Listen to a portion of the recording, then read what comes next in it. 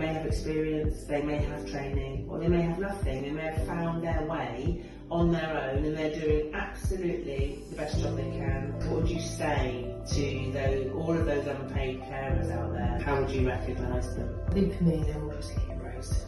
I've worked in care home and I've worked in home care, and you know, you can go in and do a 12-hour shift and I can come away and be exhausted, drained, mentally and physically. Obviously for those people that are doing that day in, day out, I've only had a glimpse of how difficult that must be. It's a really tough job, and I think that unpaid carers should be recognised so much more for what they do.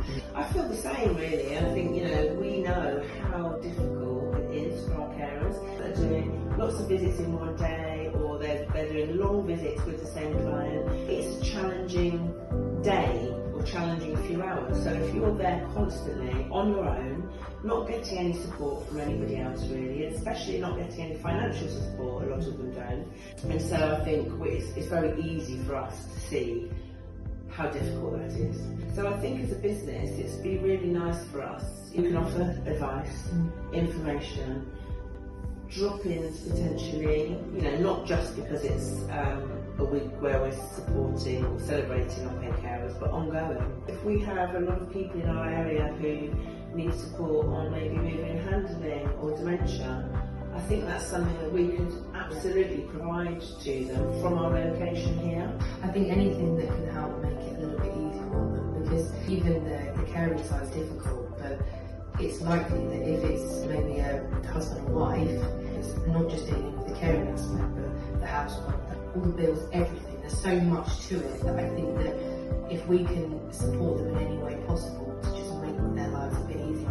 If you repetitively do something that's unsafe, your back goes, that's it. And if you don't look after yourself, you can't look after that person. So that's something that might be very interesting. It's like basic life support, first aid, you know, choking. Some people aren't trained in that. No, I think that's something that we've definitely looked at already. Let's see how many people out there are interested in having that sort of support from us.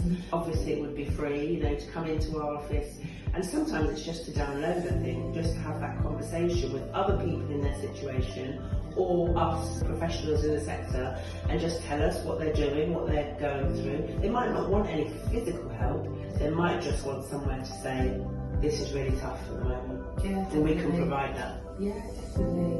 And I think, you know, like, this is a very lovely place to come, where you can have that, you know, just a little bit of time, because I think it's so important that you also just look after yourself. Exactly. It's so important, especially your own sort of mental health. You know, you get to a really low point, and that's when you need those people to help pick you back up. Yeah, absolutely. Definitely. Brilliant.